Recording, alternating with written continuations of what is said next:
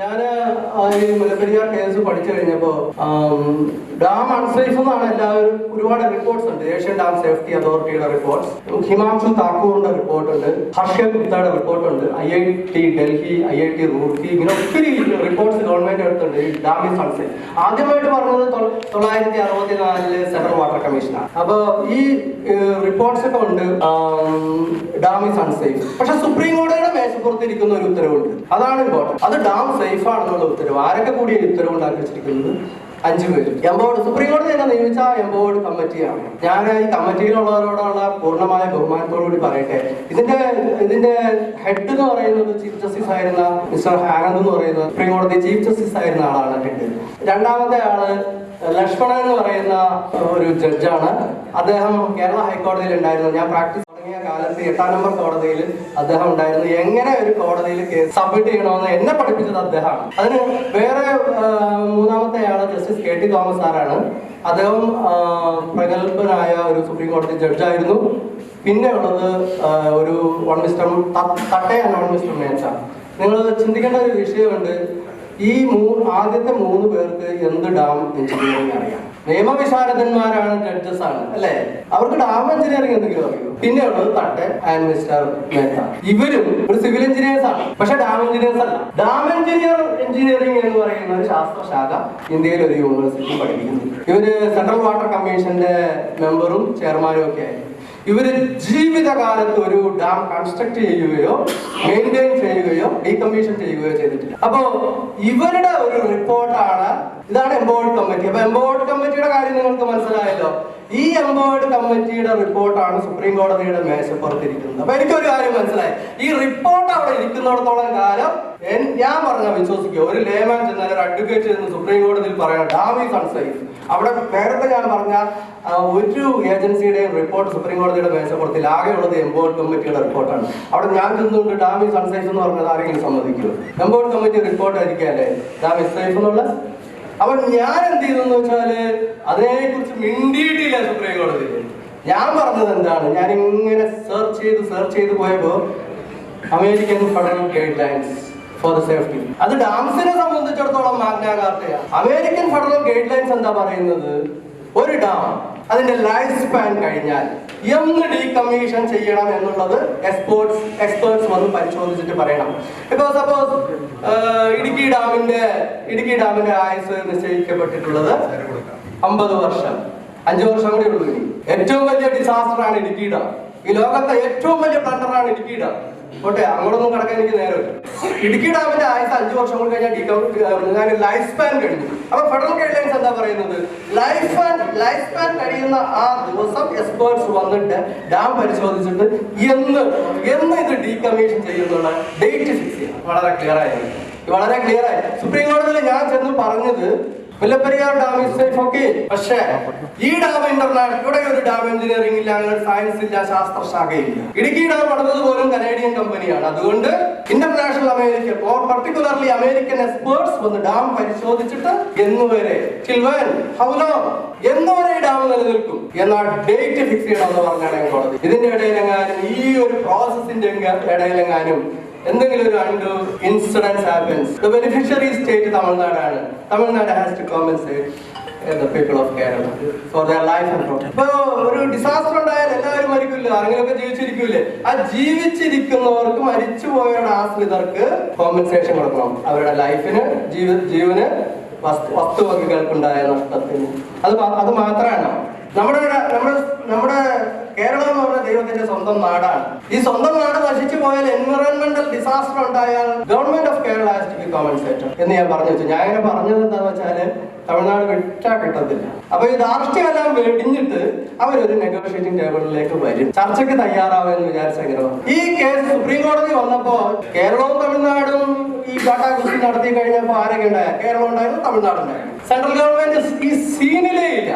ഞാനാണ് എന്റെ കേസിലാണ് ഞാൻ വിചാരിച്ചു ആ കോൺസ്റ്റിറ്റ്യൂഷൻ വായിച്ചു. നിങ്ങൾക്ക് എല്ലാവർക്കും കോൺസ്റ്റിറ്റ്യൂഷൻ വായിച്ചതാണ്, അറിയാവുന്നവരാണ്. നിങ്ങൾക്കറിയാലോ, ഒരു രാജ്യത്തെ സിറ്റിസന്റെ ജീവനും സ്വത്തും സംരക്ഷിക്കേണ്ടത് അവിടുത്തെ പ്രധാനമന്ത്രിയുടെ ഉത്തരവാദിത്വമാണ്. അതുകൊണ്ട് എന്റെ കേസിൽ ഞാൻ പ്രധാനമന്ത്രി, സെൻട്രൽ ഗവൺമെന്റ് എന്നല്ല പറഞ്ഞത്, prime minister of India Narendra Modi ji എന്ന് പറഞ്ഞു. അങ്ങനെ നരേന്ദ്രമോദിജിയെ ഒന്നാം എതിർകക്ഷിയായിട്ടും കേരളവും തമിഴ്നാടും 2-3 എതിർകക്ഷികളായിട്ടാണ് കേസ്. അപ്പം കേസ് വിളിച്ചപ്പോൾ 3 പേരുണ്ട്.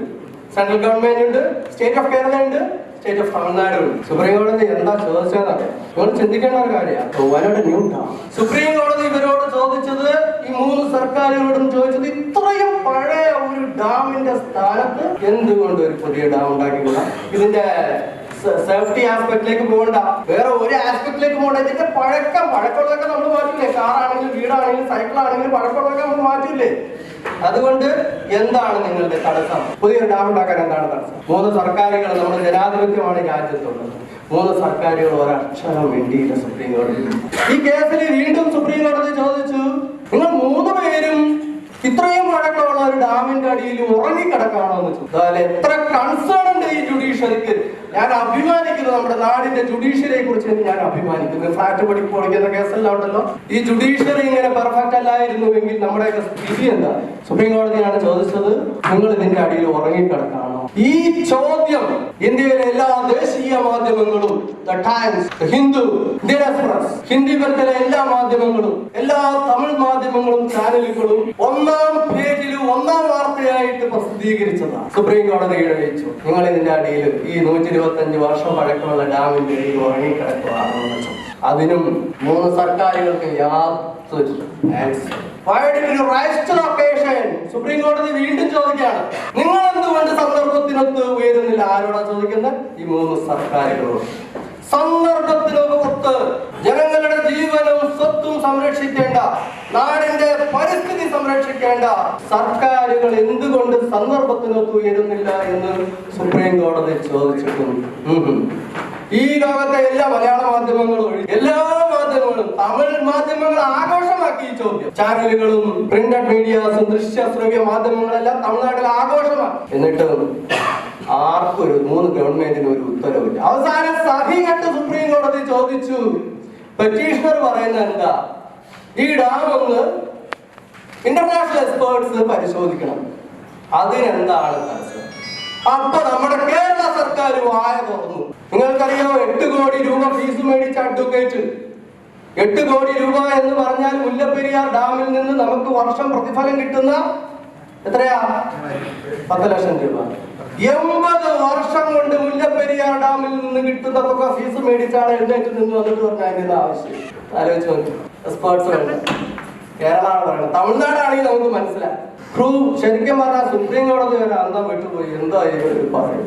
അവസാനം സുപ്രീം കോടതിയുടെ നിസ്സഹായ അവസ്ഥ മനസ്സിലാക്കുന്ന സന്ദർഭങ്ങൾ ഒരുപാട് എന്റെ ജീവിതത്തിൽ ഞാൻ കണ്ടിട്ടുണ്ട്. കോടതി നിസ്സഹായനായിട്ട് നിൽക്കുന്ന അവസ്ഥ. കോടതിക്ക് വെറുതെ ഒരു കാര്യം മനസ്സിലാക്കി എന്ന് വിചാരിച്ചുകൊണ്ട് വെറുതെ ഒരു ജഡ്ജ്മെന്റ് എഴുതാൻ പറ്റില്ല. ജഡ്ജ്മെന്റ് എഴുതണമെങ്കിൽ based on solid reasons. Ramkumar സാറൊക്കെ ഇവിടെ ഇരിപ്പുണ്ട്, അതേ പ്രസംഗം ആവുന്നത് ചിലപ്പോൾ എനിക്ക് തോന്നുന്നു. ഏതായാലും സോളിഡ് റീസൺസ് ഇല്ലാണ്ട് ജഡ്ജ്മെന്റ് എഴുതാൻ പറ്റില്ല. അതുകൊണ്ട് സുപ്രീം കോടതി എന്ത് ചെയ്തു എന്നറിയാം.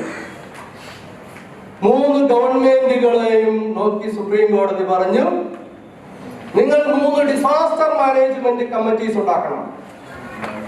നിലവിലെ ഡിസാസ്റ്റർ മാനേജ്മെന്റ് കമ്മിറ്റീസ് ഉണ്ട്. അതല്ല, അതിന് പുറമെ നിങ്ങൾ ഒരു കാര്യം ഉറപ്പുവരുത്തണം, ഈ നാട്ടിലെ ജനങ്ങളുടെ, കേരളത്തിലെ ജനങ്ങളുടെ ജീവനും സ്വത്തും നിങ്ങൾ സംരക്ഷിക്കുമാറ് ഒരു disaster management committee, 3 disaster management committee ഉണ്ടാക്കി. നമുക്ക് വല്ല അറിവുണ്ടോ? കഴിഞ്ഞ പ്രളയത്തിന് 2018 മഹാപ്രളയത്തിന് മുമ്പ് ഫസ്റ്റ് വാണിംഗ് ആണ് കേരളത്തിന് കിട്ടിയ ഫസ്റ്റ് വാണിംഗ്.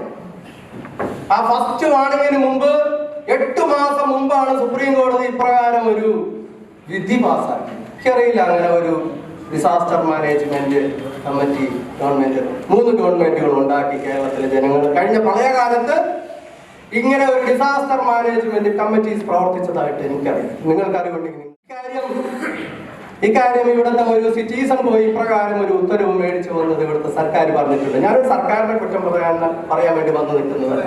നമുക്കിനി ആരെയും കുറ്റം പറയാൻ പറ്റൂല. കാരണം നമ്മുടെ അവിടെ ആയി എവിടേക്ക് നമ്മുടെ ഇന്നോവേറ്റബിൾ ഡെസ്റ്റിനിയിലേക്ക് ആയിക്കൊണ്ടിരിക്കുന്നു. നമ്മുടെ കുറ്റം ആരെയും കുറ്റം പറഞ്ഞിട്ട് കാര്യമില്ല. ഇനി നമ്മുടെ ഈ ഡെസ്റ്റിനി വരാതിരിക്കാനായിട്ട് എന്ത് ചെയ്യണമെന്ന് മാത്രം ആലോചിക്കാനാണ് ഈ സമ്മേളനം. 2018 ആഗസ്റ്റ് മാസത്തിൽ നമ്മുടെ മുഖ്യമന്ത്രി, കേസിന്റെ കാര്യം മാത്രമേ പറഞ്ഞോട്ടോ, 10 മിനിറ്റ് ആക്കി ക്ഷമിക്കണം, പറഞ്ഞ് പെട്ടെന്ന് തീർത്തോളാം. 2018 ആഗസ്റ്റില് നമ്മുടെ മുഖ്യമന്ത്രി ഒരു കത്ത് എഴുതി. തമിഴ്നാട് മുഖ്യമന്ത്രി എടപ്പാടി പളനിസ്വാമിക്ക് ഒരു കത്ത് എഴുതി. ആ കത്ത് ഇതാണ്: ഞങ്ങളുടെ നാട് പ്രളയത്തിലാണ്, നമ്മുടെ നാട് പ്രളയത്തിലാണ്. മഴ കനക്കുന്നു, ഡാമുകളെല്ലാം നിറഞ്ഞിരിക്കുന്നു, ജനങ്ങളുടെ വീടുകൾ തകർന്നു വീഴുന്നു, ലാൻഡ്സ്ലൈഡ്സ്, ഉരുൾപൊട്ടൽ ഉണ്ടാകുന്നു, കാലാവസ്ഥ IMD പ്രഡിക്ഷൻസ് വന്നു കഴിഞ്ഞു, കാലാവസ്ഥ കൂടുതൽ കനത്ത് വരുവാണ്. അതുകൊണ്ട് ദയവ് ചെയ്ത് ബഹുമാനപ്പെട്ട തമിഴ്നാട് മുഖ്യമന്ത്രി താങ്കൾ, ഈ നാട്ടിൽ വരുന്ന 50 ലക്ഷം പേര് ഡൗൺ സ്ട്രീം സ്ഥലത്തുണ്ട്. മൊത്തത്തിൽ കേരളത്തിലെ 3 കോടി ജനങ്ങളുടെ പേരിൽ ഞാൻ മുഖ്യമന്ത്രി എന്ന നിലയിൽ വിനീതമായി അഭ്യർത്ഥിക്കുന്നു, ഒരു 3 അടി ഇങ്ങോട്ട് കുറയ്ക്കുക. 142 അടിയിൽ നിന്ന് ഒരു 3 അടി ഇങ്ങോട്ട് കുറയ്ക്കുക. ആ കത്തിന് നമ്മുടെ ബഹുമാനപ്പെട്ട മുഖ്യമന്ത്രിയെ അധിക്ഷേപിച്ചുകൊണ്ടും പരിഹസിച്ചുകൊണ്ടും നമ്മൾ ചിന്തിക്കണം. നമ്മുടെ മുഖ്യമന്ത്രിയെ പരിഹസിക്കുക, അധിക്ഷേപിക്കുക എന്ന് പറഞ്ഞാൽ നമ്മളെ ഓരോരുത്തരെയും പരിഹസിക്കുക എന്നുള്ളതാണ് അതിന്. നമ്മുടെ മുഖ്യമന്ത്രിയെ പരിഹസിച്ചുകൊണ്ട് എടപ്പാടി പളനിസ്വാമി എന്ന് പറയുന്ന ബഹുമാനായ മുഖ്യമന്ത്രി പറഞ്ഞു, ഞങ്ങള് 142 അടിയിൽ നിന്ന് 139 കുറയ്ക്കാനല്ല പോകുന്നത്, 142 നിന്ന് 152 കൂട്ടാനാണ് പോകുന്നത്. വലിയ വിഷമം തോന്നും. ഇത്രയും ദുഷ്ടത എന്തുകൊണ്ട് ഒരു മനുഷ്യന്റെ ഹൃദയത്തിൽ തോന്നുന്നു എന്ന് എനിക്ക് തോന്നുന്നു. ശത്രുക്കളോട് പോലും യുദ്ധത്തിന് പോലും ഒരു മര്യാദയുണ്ട്. ഞാൻ ആ സമയത്ത് സുപ്രീം കോടതിയിൽ പോയിരുന്നു. ഞാൻ പറഞ്ഞു, ഞങ്ങളുടെ മുഖ്യമന്ത്രി കരഞ്ഞ് ആവശ്യപ്പെട്ടിട്ടും നിർദാക്ഷിണ്യം അദ്ദേഹത്തിന്റെ റിക്വസ്റ്റ് നിരസിക്കുകയാണ് തമിഴ്നാട് മുഖ്യമന്ത്രി. എനിക്ക് കൂടുതലൊന്നും പറയാനില്ല. അദ്ദേഹം പറഞ്ഞത് തന്നെ ഞാൻ റിപ്പീറ്റ് ചെയ്തു. എന്റെ നാട് പ്രളയത്തിലാണ്, ജനങ്ങൾ ദുരിതത്തിലാണ്, ജനങ്ങൾ മരണഭയത്തോടെ ജീവിക്കുന്നു. അന്ന് ബെഞ്ചിൽ പ്രിസൈഡ് ചെയ്തിരുന്നത് രഞ്ജൻ ഗൊഗോയി എന്ന നീതിമാനായ ന്യായാധിപനാണ്. അദ്ദേഹം വളരെ ക്രൂരനായ 3 സർക്കാരുകളോടും ചോദിച്ചു, എന്തുകൊണ്ട് കുറച്ചു? സർക്കാരുകൾ ചോദിച്ചു, സാധാരണ കോടതിയിൽ വക്കീലന്മാർക്കൊക്കെ അറിയാം 2 ആഴ്ച സമയം പറ്റില്ല, ഇന്ന് 3 മണിക്ക് തീരുമാനിക്കണമെന്ന് പറഞ്ഞു കോടതി. എനിക്ക് അഭിമാനമുണ്ട്, ഇന്ത്യയിലെ ജുഡീഷ്യറിയെ കുറിച്ച് അഭിമാനമുണ്ട്. ഇന്ന് 3 മണിക്ക് തീരുമാനിക്കും. 3 മണിയായപ്പോ പറഞ്ഞു, എല്ലാ ഗവൺമെന്റും വന്ന് കാലേ വീണ് പറഞ്ഞു, നാളെ കാലത്ത് പറയാം. ഇത് 3 സർക്കാരുകൾ കൂടി ആലോചിക്കേണ്ട ഒരു വിഷയം. ഏതായാലും തീരുമാനം ഉണ്ടായി, സുപ്രീം കോടതിയുടെ വിധി വന്നു.